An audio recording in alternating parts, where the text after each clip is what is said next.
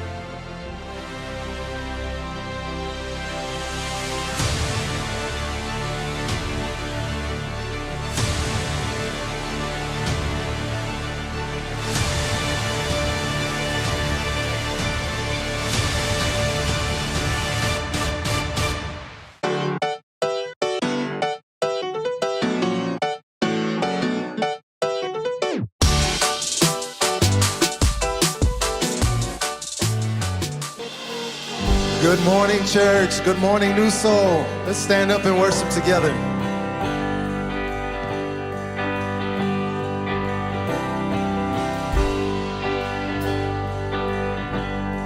But it couldn't fill me.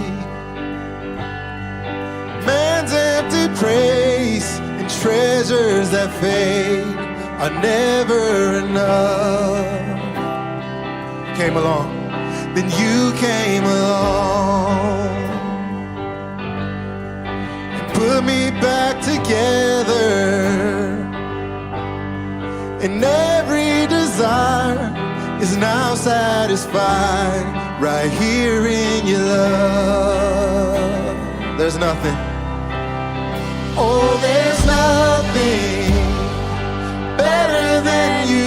Oh, there's nothing better than you. Oh, there's nothing, nothing is better than you. Oh, I searched and I found it's true. I'm not afraid. Now I'm not afraid to show you my weakness, my failures and flaws. Lord, you've seen them all, and you still call me friend. 'Cause the God of the mountain is the God of the valley. And there's not a place your mercy and grace won't find me again. And no, there's no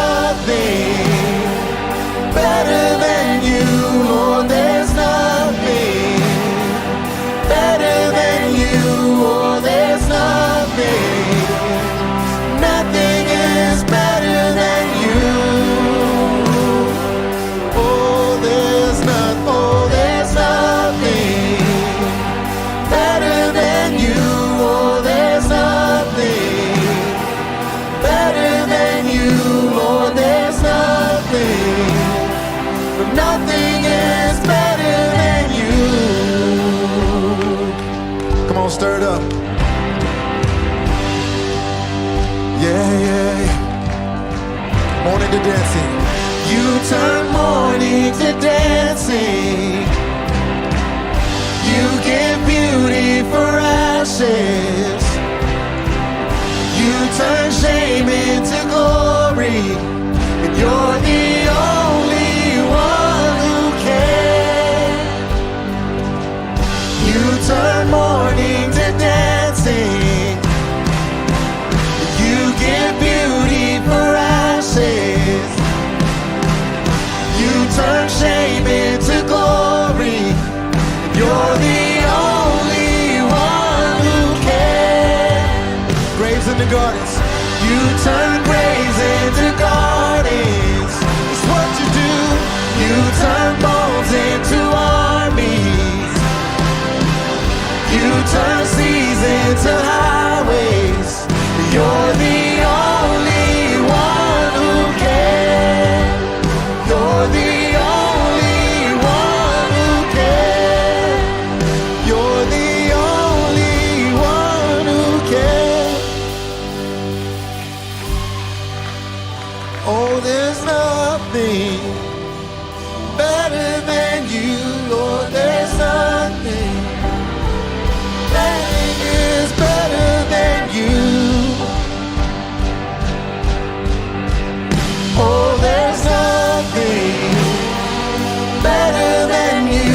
Oh, there's nothing better than you. Oh, there's nothing. Nothing is better than you. Graves into gardens. You turn graves into gardens. That's what you do. You turn bones into armies.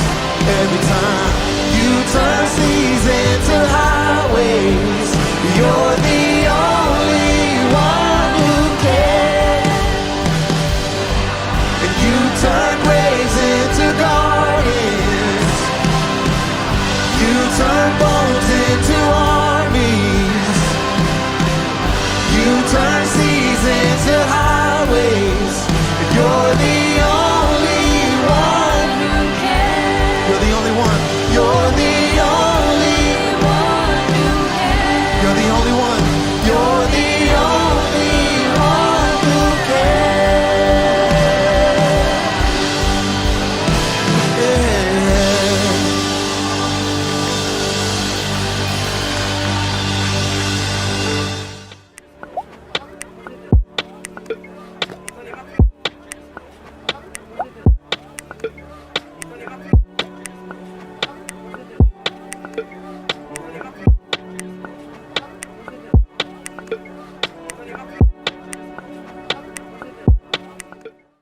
Together, we are creating a new future for the Valley because of your generosity. Your financial support is being used to produce content and create a loving community that is bringing hope to hurting people during the COVID pandemic and quarantine. Your giving equips Newsoul Ribera with tools to provide access to our services and support for people who can only meet with us by phone. Because you give, the hungry are being fed, and we've launched a winter warmth campaign to protect people in the Valley from the cold this season. With your help, in 2021, we're not slowing down, but ramping up a campaign to expand our digital reach to help and inspire more kids, students, singles, families, and seniors. Your giving is making a difference in the community. 1 Timothy 6:17-19 says, "Don't be full of yourselves and obsessed with money, which is here today and gone tomorrow. Go after God, who piles on all the riches we could ever manage. Do good. Be rich in helping others. Be extravagantly generous. If you do that, you'll build a treasury that will last, gaining life that is truly life." We have quick and easy ways for you to give. Online, newsoulribera.com. By text BLESS to 94000. By app, download the Tithely app. Or by mail, Newsoul Ribera, P.O. Box 574, Ribera, New Mexico 87560. To receive text updates from Newsoul Ribera, text Ribera to 94000. Hello. Happy Memorial Day weekend. We remember those that we've lost and those that have fought bravely to give us freedom. So we want to remember all of those today and remember what this day is all about, this weekend's all about. But for many of us, it's also the end of school and the beginning of summer. And the world feels a little freer, a little more like before it was before the global pandemic disrupted all of our lives. And wherever you are and whoever you are, however you're connecting with us today, I'm just want to congratulate you for making it this far. You've survived, and I'm excited to be with you today. Today we begin a brand new series, and I'm convinced that if you spend time listening, absorbing, and applying this content to your life, you will make better decisions and have fewer regrets in your life. And that's a big deal to me personally, because even if I've never met you in person, you are the audience that I care most about, the ones I feel most responsible for and am accountable to. I want you to make good decisions and to help your kids and nieces and nephews and friends and colleagues and even your grandchildren make good decisions as well. Because if you're able to make better decisions, you will live better and you will become better at life. The big idea behind this series is the ignored relationship between good questions and good decisions. I want you to think about a bad decision that you've made. It could be health or financial, maybe a relationship decision. Would you have made a better decision if you had better information? Maybe if you had known then what you know now, would you have made a better decision? Would you have chosen differently? How often have you made a decision you regret because you had bad information or not enough information? If you ask good questions, you get better information, which ultimately leads to better decisions. Good questions will help you make better decisions, and this will help you decide better and regret less. That's the name of the series that we're beginning today. This series will give you a set of questions to help you do just that. And these questions will help you every time you make a decision. If you will ask these questions, if you will answer honestly, and then act accordingly, you will decide better and you will regret less. We've had a couple of funerals at Newsoul Ribera over the last few weeks, and when you attend a funeral, you get an opportunity to reflect on something that most of us resist, that all of us will have a final day someday. And when people attend your funeral one day, what do you want your loved ones and those closest to you to say about you? What if today was your last day? Would you have any regrets? Really? What would they say if your funeral was today? Really? Is there anything that you would change? Well, if there is, I have good news for you.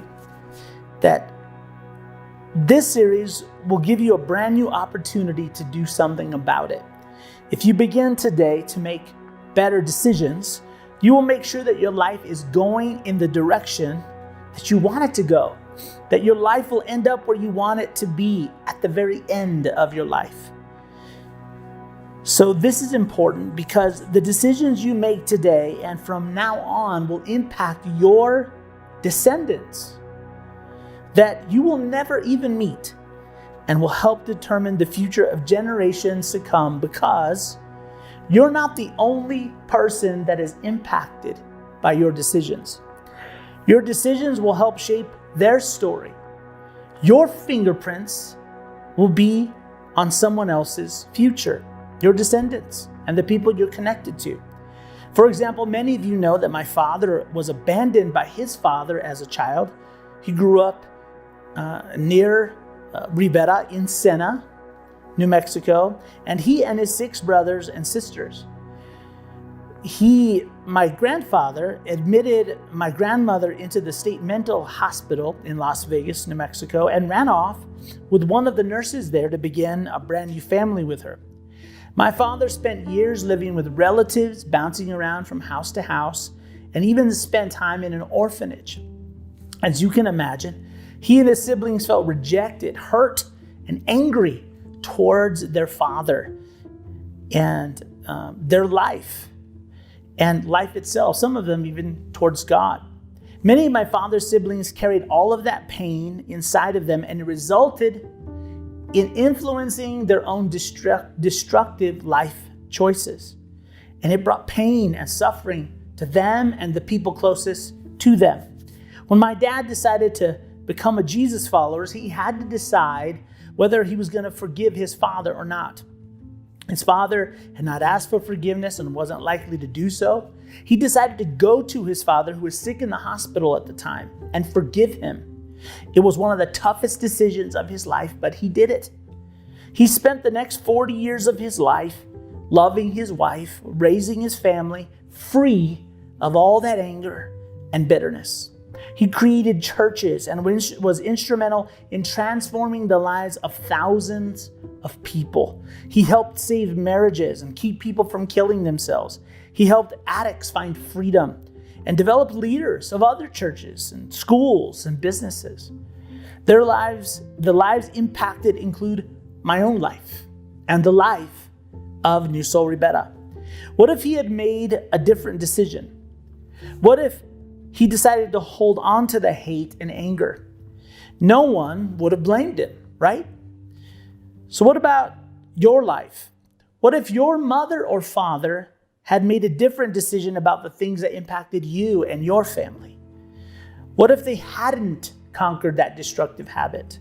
Or what if they had? How would the lives of all those people that I mentioned be different? How about your life? My life? None of us know for sure what hangs in the balance of our decisions. We never know for sure. But what we do know for sure is that private decisions have public outcomes. Your personal decisions will probably impact someone else's decisions. Maybe you never thought about this, but the most significant thing you do may not be something that you do. It may not be how famous or wealthy you become, or the kind of job you had, or what your accomplishments are in this life. It may be the common, ordinary, everyday decisions you make, because your decisions determine the direction and the quality of your life.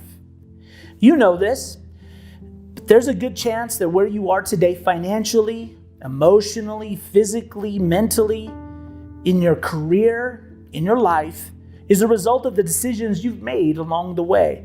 Even if there were circumstances out of your control that impacted your life, your responses to those circumstances and the decisions of others help bring you to where you are in life right now, because a response is a decision. We decide how we respond. We choose our response. This is how you avoid a victim mentality, where you feel that you have no power in your life or over your life, that the choices of others in the past are responsible for where you are in your life today. To be fully human means that you are not a robot. You are not pre-programmed to give automated responses and choices.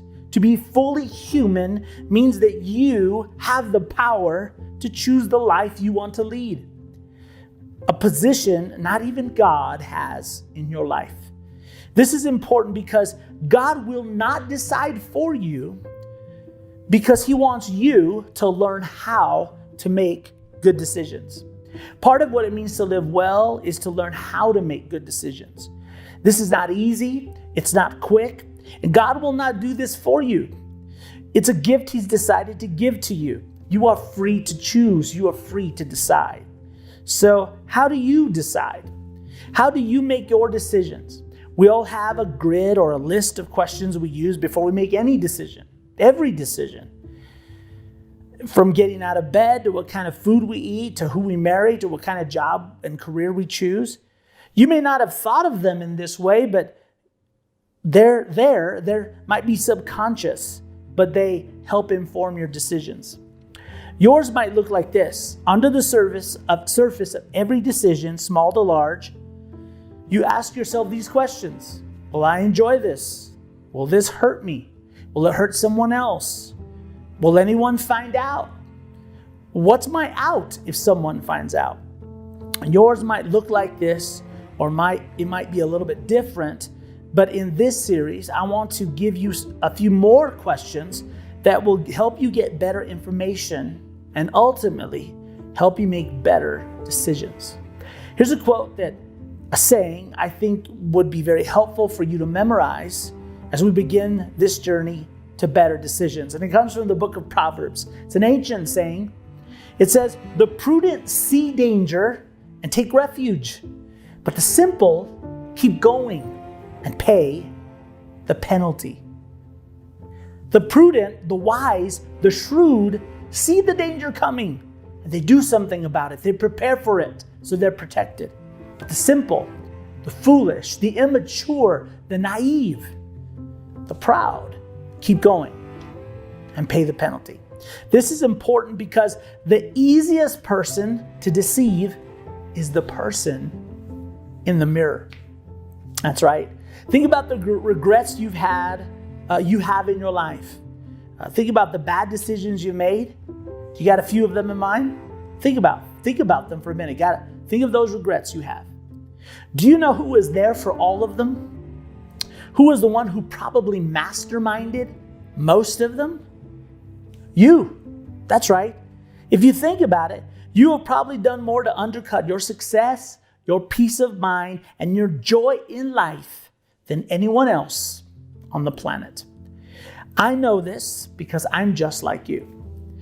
Every regret I have came from a terrible choice and decision I made. I thought up the plan. I executed it to perfection. I had to suffer the pain from it too. So think about it. After your bad decision and looking back, don't you say, "What was I thinking?" I know I do. The truth is, you weren't thinking, you were selling. That's right. There's a little sales associate that lives in your head and in my head that has sold you and I on every bad decision we've ever made. His voice or her voice sounds a lot like your voice and my voice. And when you're going to make a bad decision, that little sales associate starts selling you on how it's not just a want you have, but that it's a need. And that you need it now. Doesn't matter what's going to happen later. And about how you deserve it. How not making the decision will actually be bad for your mental health and physical health. This is called rationalizing. It's where we tell ourselves rational lies to make us feel better about our bad choices. If you and I are going to have any chance of making better decisions today and in the future, we have to acknowledge this important truth. Those of you who are in AA or NA or even CA, you know that if someone wants to have any freedom from a destructive decision, that rigorous honesty is the first rule of recovery. You can't recover without it. Not just honesty, but rigorous honesty, because we can find a way to sell ourselves on even the most obvious bad decisions.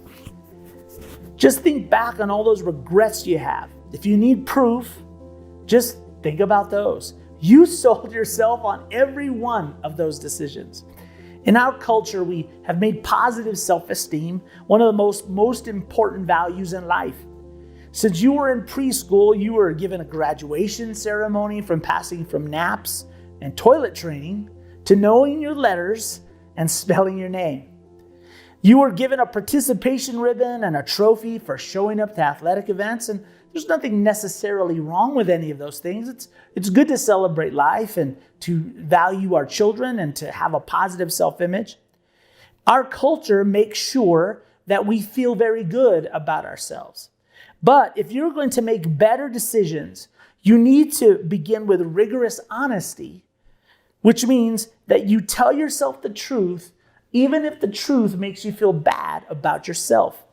There are just some times that feeling bad about yourself is just good common sense, because you'll never get to where you need to be until you acknowledge where you actually are. Ask anyone who's lost weight, gotten lost on a trip, got out of debt, or had to make big life changes because of their health. What do you call people who ignore calls and letters from bill collectors, or who refuse to clean up the mess in their homes or yards, or even their children's diapers or face? You call them irresponsible. They refuse to take ownership or responsibility for their own life. They make bad decisions. So we finally get to the first question of this series that you can use to help you decide better and regret less. It's question number 1 in the series. It's the integrity question. Now, typically, and here's what it is. Am I being honest with myself? This is what you ask yourself before you make any decision. Am I being honest with myself? Really?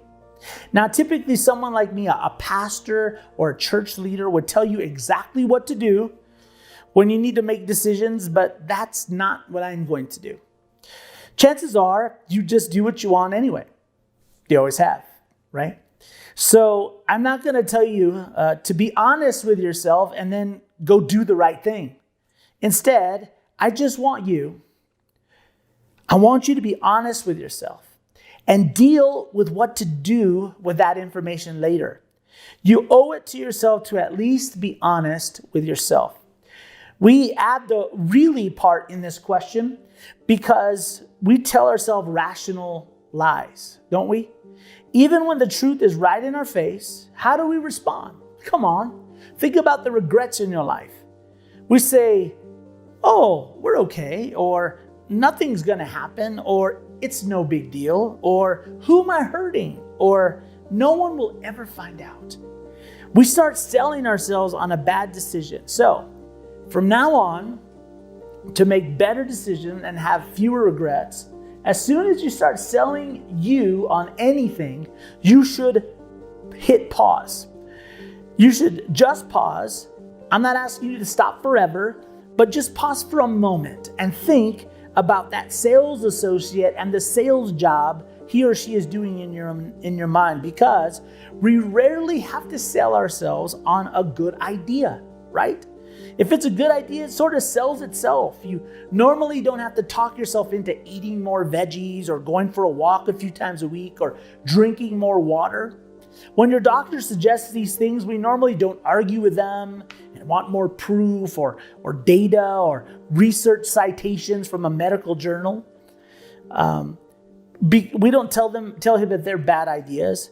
So it seems like we should, and so we got this part, right? Just make better decisions and be honest with ourselves. Well, it would seem like we could just end right here because it's pretty obvious what we should do. But we don't do it, do we? We know the good decision we should make, but we choose something else instead. It seems like we can't hear, or we refuse to hear good information or wise counsel that will help us decide better and regret less. If we did, we'd all be out of debt and eat more veggies than sugar. Our relationships, careers, and our lives would be better.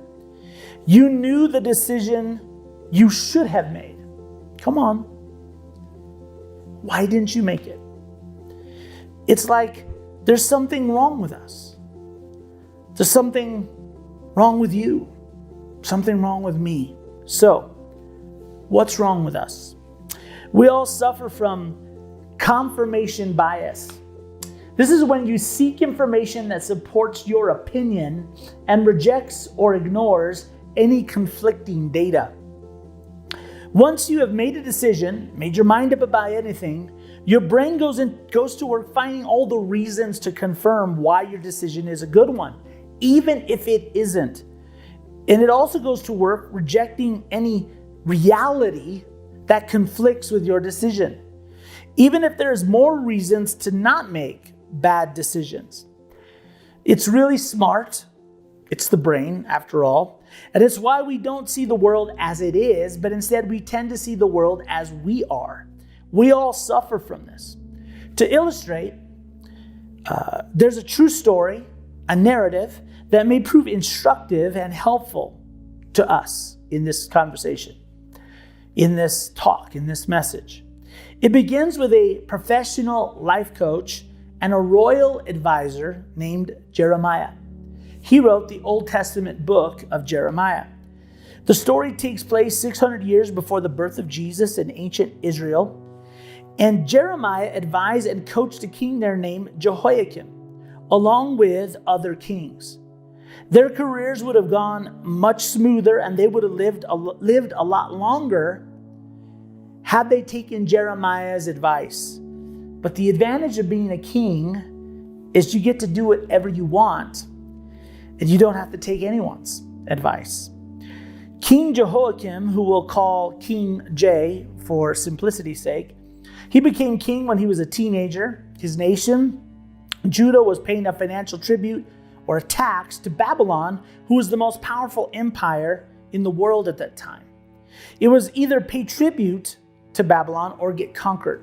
By paying tribute, they received military support against any of their enemies, and Judah was able to govern their own affairs. After 3 years of paying tribute to the king of Babylon, Nebuchadnezzar, King J decides, you know what? Enough of that. And he quit making payments.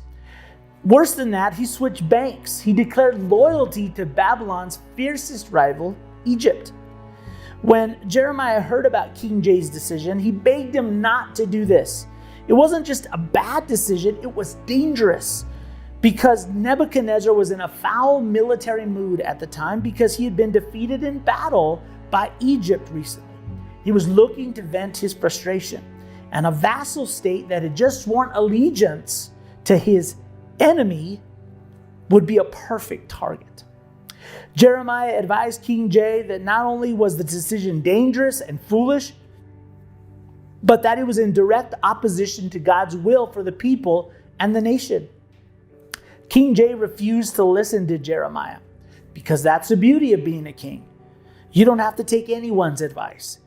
And he had already abandoned the ways of Judaism and given up living by the moral code of the agreement God had made with them. And sure enough, King Nebuchadnezzar did exactly what Jeremiah predicted. He came looking for his tribute. His armies laid siege to the city for 3 months. They entered the city, they put King J in chains, and they led him all the way back to Babylon. He added King J to his king collection. You see, King Nebuchadnezzar collected kings. Some people collect coins or dolls, but King Nebuchadnezzar was so powerful that he collected kings. When he conquered a nation, he would take the king as a prisoner. On special occasions when he wanted to show off, he would bring them out and parade them in golden chains around the room for everyone to see. And they would have to put their hand on the shoulder of the king in front of them. They had to, because Nebuchadnezzar had taken their eyes out and they were blind. Before leaving Jerusalem, though, King Nebuchadnezzar crowned King J's son, who we'll call King J Jr. He was 18 years old, and 3 months later, King Nebuchadnezzar changes his mind and decides to come back to Jerusalem, and he adds King J Jr. to his king collection. Now, as you can imagine, no one is excited about taking his place and being the next king, but every kingdom needs a ruler. So Nebuchadnezzar appointed King J Jr.'s uncle, whom we'll call King Z, to the throne.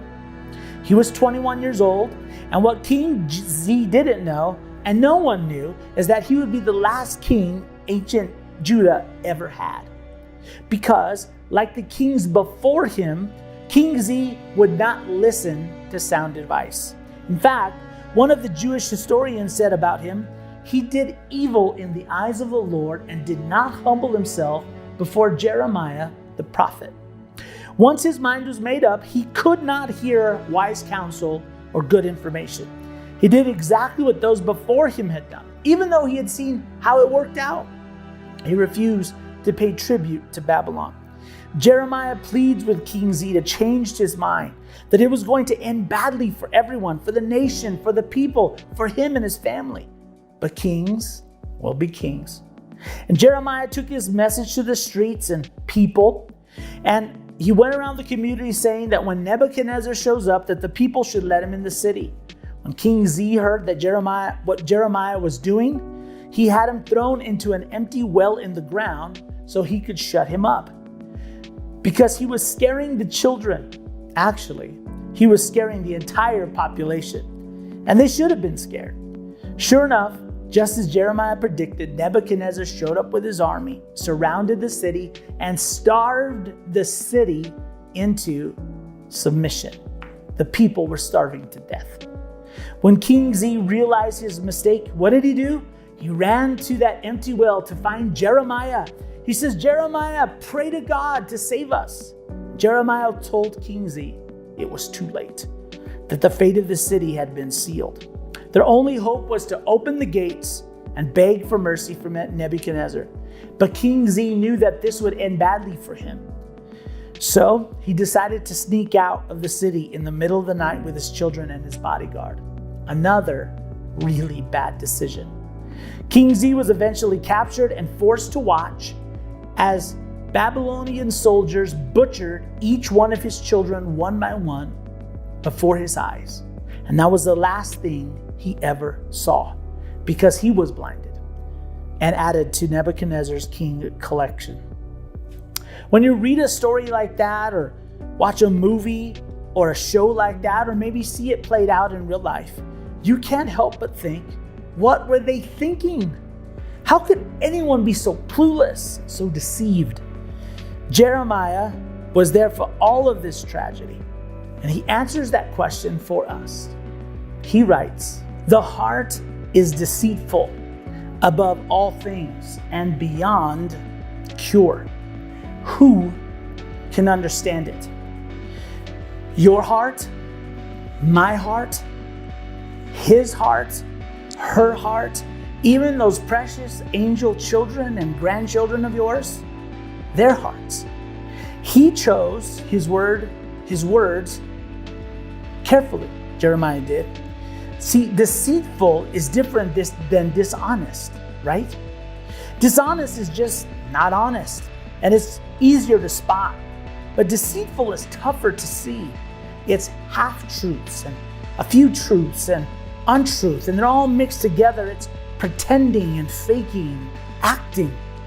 Dishonest people aren't always smart enough to trick you, but deceitful is difficult to detect. Deceitful people are dangerous because they are smart enough to fool you, smart enough to fool themselves. Our hearts, Jeremiah says, are deceitful. We don't just lie to ourselves, we deceive ourselves. When our heart decides on what it wants, it sends a message to the brain. We talked about this a moment ago. Hey brain, figure out a way to get us what we want. And the brain goes to work. And your brain is really smart, and it usually comes up with reasons why what you want is more than a want. It probably turns it into a need. Because while it's difficult to rationalize a want, it's easy to rationalize a need. The reasons we use to sell ourselves on bad decisions are rational lies we buy. We are suckers for ourselves. We are so easily deceived by our own hearts. There is no cure for this, Jeremiah says. You don't outgrow it. It doesn't matter how old you get, how educated you are. You don't outmature it. It is a permanent condition. Permanent conditions, as you know, require constant supervision. It's why no matter how old you are, how much you know, what kind of job you have, what your title is, how much money you make, how well you were parented, how much you pray or go to church, how much you worship, how much willpower you have, how much education you have, you still don't understand why you continue to make bad decisions. It's why you say, I don't understand why I decided what I decided. This is why you do what you tell others not to do. It's why you don't even follow your own advice. It's because your heart never tells you the truth. It deceives you. And it will always deceive you unless you force it to tell you the truth. It's like on a crime show or a murder mystery show, your favorite murder investigation show.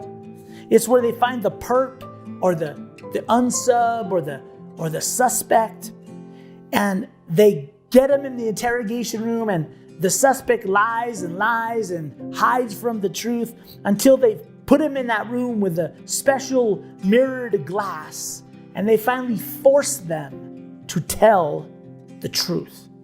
So, in the same way, when you are making decisions, you must ask yourself this question and force yourself to tell the truth. Am I being honest with myself? Really? It's like you have to do an interrogation on yourself. Don't rush by this. Stay here. Dig deep. This question will lead to better information and maybe better decisions. It may save you some regret. Or not. Maybe you just answer this question and do what you're going to do anyway. Just think, you owe it to yourself to know, even if it points you in a direction that you don't intend to go. We talked about this before.